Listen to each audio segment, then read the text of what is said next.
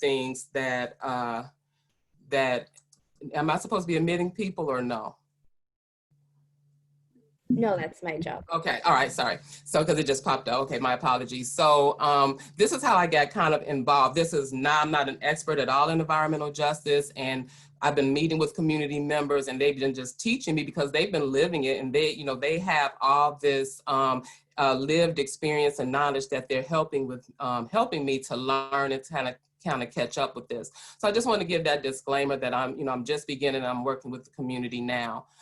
So just a little agenda for the presentation. I'm going to be talking about a little bit of the United States history. It's not at all an exhaustive list of events. It's just some highlights of kind of like the historical timeline. Then I'm just going to review the ecological approach. I'm going to give 3 Chicago examples, and I hope to be able to show a video. And then kind of talk about city politics and the issue of gentrification a little bit.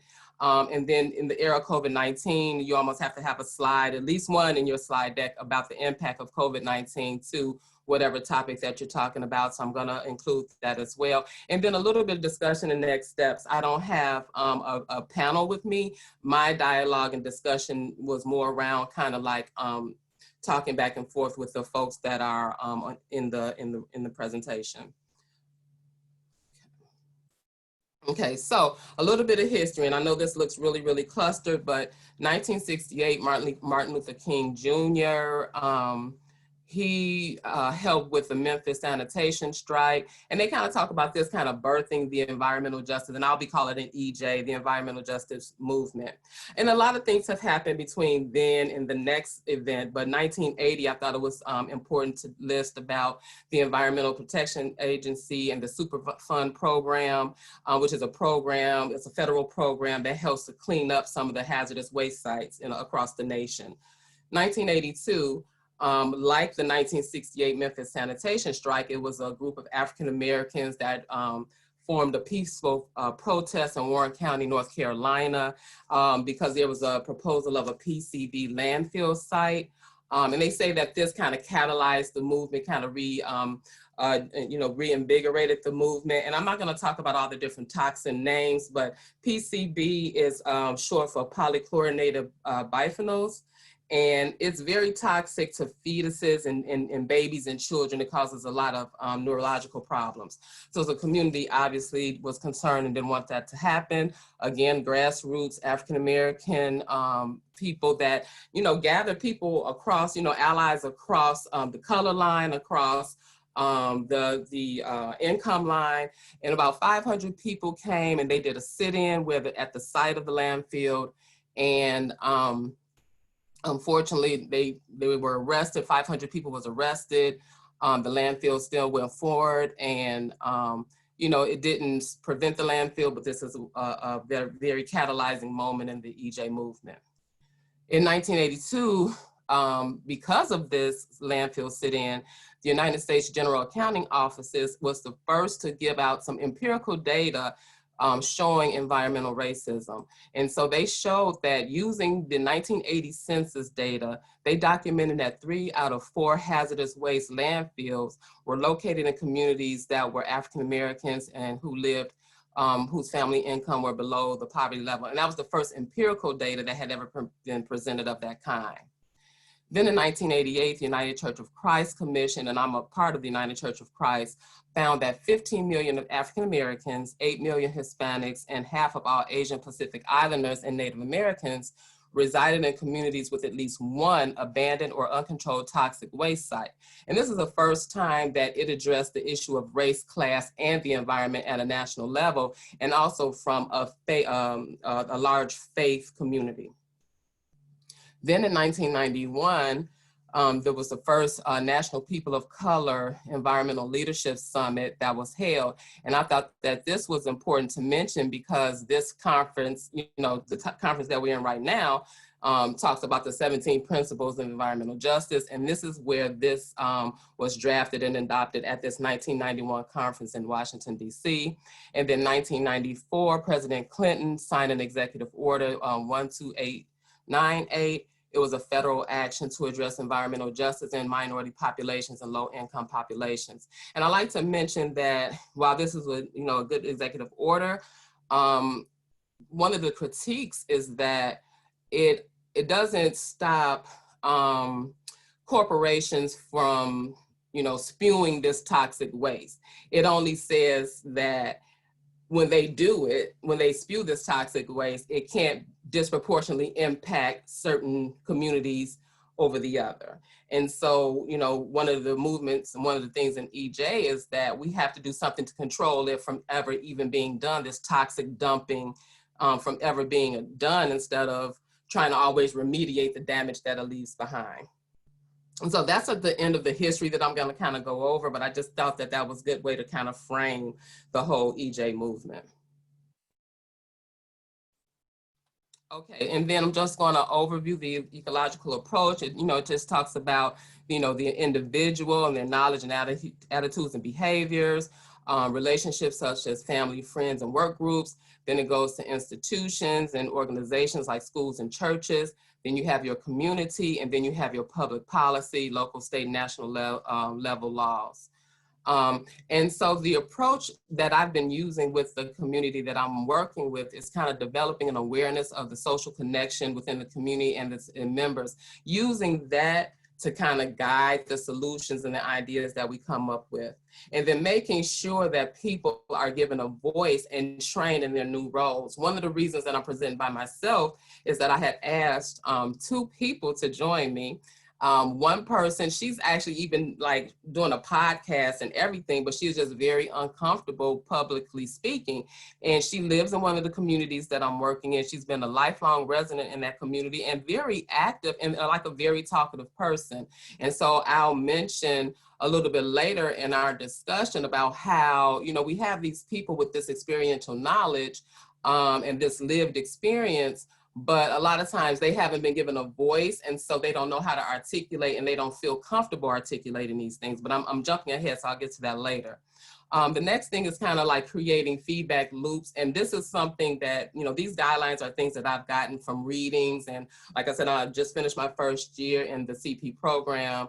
And so these are kind of the things that I've been learning throughout the program. So like creating feedback loops and helping to determine if an intervention is working and it, is going to be sustainable, because that's the main thing, is that you can have a great intervention, but if it's not sustainable or if it's not adaptable, it's not going to be of any use. We want to encourage diversity and listen to everyone's perspective, because everybody should have a seat at the table that's impacted. And then promote a balanced leadership and try to get rid of that model where there's like these power dynamics, like you have the big I's and the little U's. So this is the first example, and this is me with Cheryl Johnson. She's the daughter of Hazel Johnson. And then this is Kim Jackson. She's actually from Nashville, Tennessee. She works with Meharry, and environmental justice is what her thing. And so the People for Community Recovery was founded in 1979, incorporated in 1982 by Hazel Johnson. And that's where they gave her one of those honorary street names over in Altgeld Gardens, which is where she lived and where the People for Community Recovery is located. And it's a Chicago Housing Authority. And it's nationally known as the Toxic Donut because it's a 1,600 unit Chicago Housing Authority. They're townhouses, they're low level, they're not the big high rise CHA buildings. And it's in Riverdale, which is a far south, kind of like suburb of Chicago. But it sits in the middle of a ring of brownfields, Superfund sites, and landfills.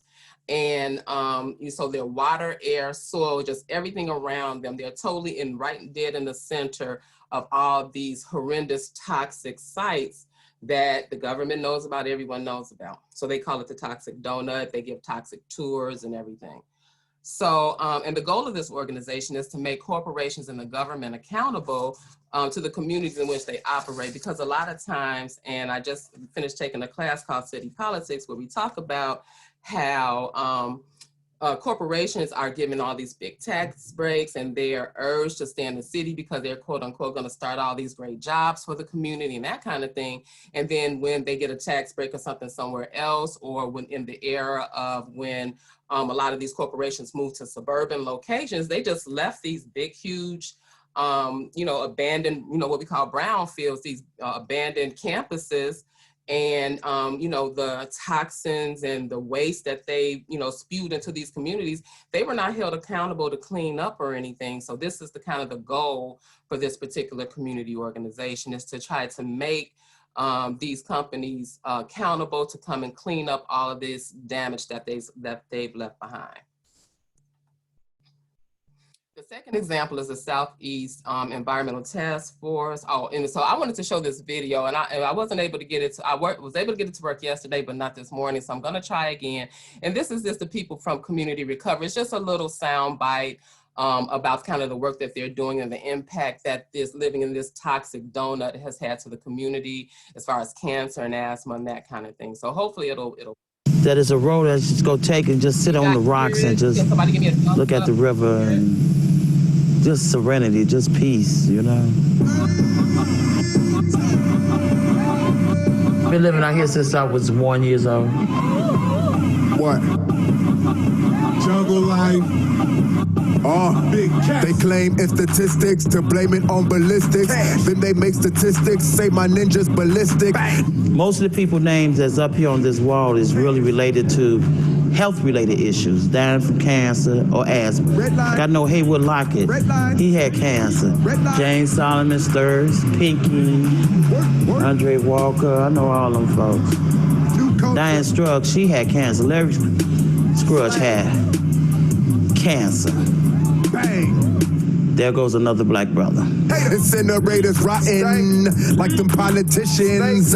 Got us thinking asthma is common, but what's more common? Environmental problems. Narratively flipping, so whip it like that topping.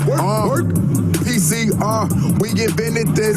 Introduced grammar, got them on our tippy tip. Slang, tip of the brick, the scale, how our movement hit. Bang. Deep impact on our Morgan Freeman-ish. Justice for environment, we grinded, no retirement. Hazel Johnson passed the torch, we keep that fire lit. And our crew lit, you can call us fire stick. Gotta watch people for community recover this. One of their first environmental victory that my mother had. It was over 500 of us protesting the landfill. They blocked the entrance to this landfill. Back in 87, I think it was. Where they turned around 57 dump trucks within 2 to 3 hours. Then the next thing that we did. The city was in serious violations of the Clean Air Act. We protest against CWM incinerator. And the community came together to shut down this operation. United we stand, divided we fall. This was a winner. So I think power is developed collectively. Every body of water flows to another body of water.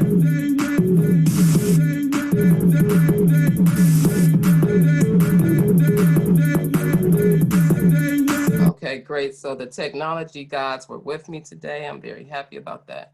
So that was just a video, and just that collective power. And I think that one of those final statements that she makes is what this is all about: community psychology and working with the community, and that power that comes from that. The second example I want to give is Southeast Environmental Task Force, and this is a picture of a visioning session in June of 2019. And then this is a headline, I should have put them in a different way, but this is a headline from June of 2020 saying that General Iron gets the okay to open on the Southeast side. And what's so polarizing about this is that it's currently located in Lincoln Park, which is a affluent, mostly white community, and they're kicking out General Iron because it is bad for people's health, and it's an eyesore. This big metal scrapping place is an eyesore, and it's bringing down their property value. So if it's bringing down property value, it's an eyesore, and it's bad for health in Lincoln Park, then what makes it okay to send it to the Southeast side to working class Black and brown people? So that's where that blatant racism comes in, that the city, they still were given this license. And then to add insult to injury, they are coming to the southeast side, and they partner with another scrap metal place, because it's hundreds of them over in the southeast side. They partner with another scrap metal place that has been there for years and years and years. But the reason that they've incorporated with this scrap metal place is because that means that if they're able to take on the date from that scrap metal place, say that's been there since the 30s, let's just say, if they're able to incorporate with that place that was been there since the 1930s, that means that they're grandfathered into the Environmental Protection Agency's rules and regulations, and so they don't have to adhere to some of the newer regulations that says they have to do things around the air quality and particulate matter and that kind of stuff. And so that was the sole purpose of them incorporating with this existing iron company that's there, so they can get grandfathered into this and they could get around the existing and newer environmental guidelines. But anyway, this Southeast Environmental Task Force was formed in 1989, coalition of 30 grassroots organizations. They were opposing at that time a garbage incinerator on the site of Wisconsin Steel, who had left. So it was already a toxic place, and so they want to put something else right on top of that. And so, the biggest issue about this organization is that, 1989, they've been fighting.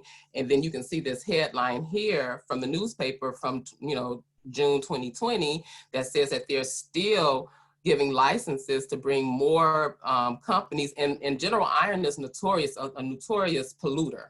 So, they're still giving licenses for these kind of companies to come over and get into this community instead of being protected. And then the final Chicago example. Now, I have not worked with them directly, but they are somewhat of a model, a national model, Little Village Environmental Justice Organization. It was founded in 1994 by public school parents who learned about the potential exposure of their children to dangerous particles during school renovation of Gary Elementary School. And so then after they got that win with them, the parents continued to organize and, just fight a lot of different environmental justices. It was a transit desert. They didn't have like a bus that ran down the main street. They got a bus run, a Chicago Transit Authority bus to run up and down the street, and it had been stopped before, and you couldn't really get in and out. Like after a certain time, you really couldn't get in and out of the community because there was no public transportation. So they got that overturned. And they just had a lot of great successes over the past 25 years, but no good deed goes unpunished, because now the gentrifiers want to come because they've cleaned it up really, really nicely. And so, it just exacerbates the historical gentrification and displacement issue, that, the revitalization of communities, is built on the back of every citizen who's already suffered for years and years and years due to abandonment and disinvestment in those communities. And, of course, those communities want to see their neighborhoods revitalized, but they don't want to get pushed out. Once they do all the hard work and the protesting, or even some pay with their lives because of environmental issues like cancer and asthma. And then now it's looked at as, the people are coming back from the suburbs because we had to flight out of the city into the suburbs, but now the suburbs want to come back into the city. So now, they want to bring these stores and this cleanup. And then the people that's been there suffering get priced out of it. And everybody knows the whole how gentrification goes. And so one of the Little Village residents is quoted as saying, "We finally got it cleaned up, and then the gentrifiers came." And we see that over and over and over again in the history of these kinds of things. So that's no surprise. And then I've already talked about it a little bit, but I'll talk about it a little bit more. Citizens living in the urban areas, they are always threatened by gentrification. They either have to live in a slum, or if they fix it up, they have to worry about being priced out of their own community that they've called home for years and years. And even sometimes the EPA, so the Environmental Protection Agency, which has been charged to protect our environment and that kind of thing, they've even inadvertently, I assume inadvertently, funded some of these gentrification issues because they fund the cleanup and that kind of thing, and then they'll fund new structures and new building, and then a lot of times those very structures and those new buildings are not affordable, so they even have helped to contribute to this problem. So you just have to make sure that, like, the work that we do, and that I'll be doing when I graduate as a community psychologist, is to make sure that all of these angles are looked at, that the community even understands that, because you don't know what you don't know. And a lot of times the community don't know what they don't know. So we have to help to kind of coach and to show these kind of things. And so now, and I wanted to just talk about a little bit about COVID-19, just because we're in that era, and just say that, COVID-19, as everybody has learned over the past 7 months, is a severe respiratory disease that wreaks havoc on the lungs and airways. So obviously this is connected to individuals in areas that have, greater air pollution and exposure to and bad air quality, which is at the heart of environmental justice. Asthma in those areas is extremely high. And so obviously COVID-19 impacts these areas. The stay-at-home order, that's a privileged thing to be able to stay at home. A lot of people with low income, they don't have the luxury to shelter in place and stay at home. And then a lot of these people are in areas where it's a lot of environmental concerns. Imagine living in Allgale Gardens that I showed before, and you're in a toxic donut. I mean, you're literally surrounded on all sides by toxins, but now you have to stay at home and you can't even escape it the 8 hours that you're normally at work, or the 8 hours that you're normally in school, where now at least you're in an environment that you're not just breathing and drinking toxins all day long, because even the water over there is really poor. And so now you can't even leave and do that, because now you have to shelter in place. And then there's a big digital divide that a lot of people are not addressing or either realizing, because a lot of these high burden COVID-19 areas, they are not accessible for virtual outreach. They can't do a Zoom and learn about this or, this or that. So how do you get to these kind of communities? So it's a lot of community capacity building and resources around, like I just mentioned, the digital divide. And then we have to partner with those resources such as universities, medical schools, businesses, and grassroots organizations to kind of help with this issue. And so I wanted to thank everybody for listening to the presentation and kind of address like the reality of city politics and the profit over people, and how do you go into communities where they fought for years and years and years and nothing is done. And then when, developers come in and decide they want to put some money in there, they do that and then kick them out. Is very disheartening for communities to address. And then I was, working with them, and one of the things they want to talk about is development of a youth-focused toolkit. If you remember, the environmental justice efforts of Little Village came out of working with the schools. And so they did implement a lot of youth-focused stuff around environmental justice. And they say themselves that is the key to their success, is involving the youth, because they're the persons from tomorrow when, the other people move or, leave, they still have that core of youth, and they keep passing it on to the younger generations to carry the torch.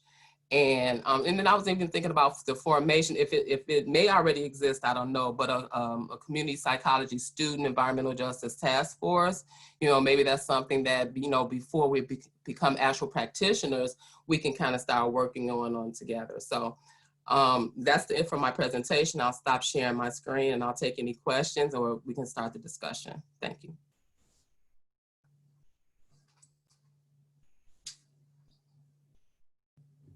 All right, you guys, we can either use the chat or you can unmute yourself to contribute to this discussion.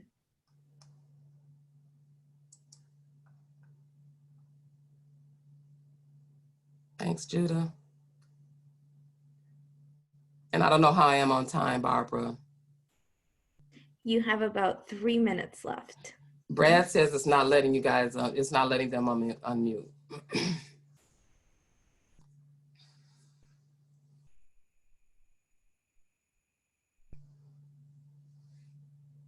All right, they should have permission now.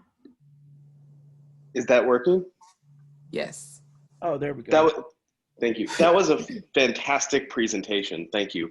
Thank you. I have a question regarding the gentrification process. Mhm. Has there been an effective strategy yet where the cleanup effort has worked? The community has been, they've reduced all of the toxic pollutants. It's been viable, and yet the wealth is not just pouring into the area, but being returned to the citizens themselves. Has there been an effective strategy to stop the process where wealth has been returned to the area, but not the people?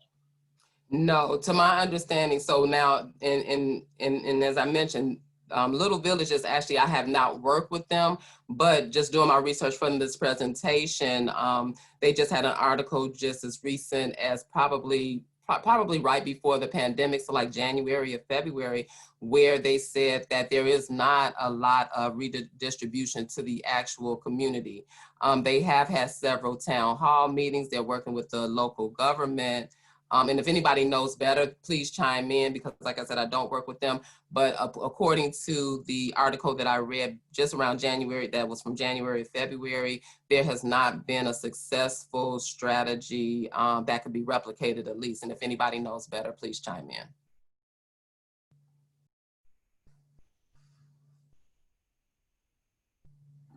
All right, do we have any last pending questions before we move on?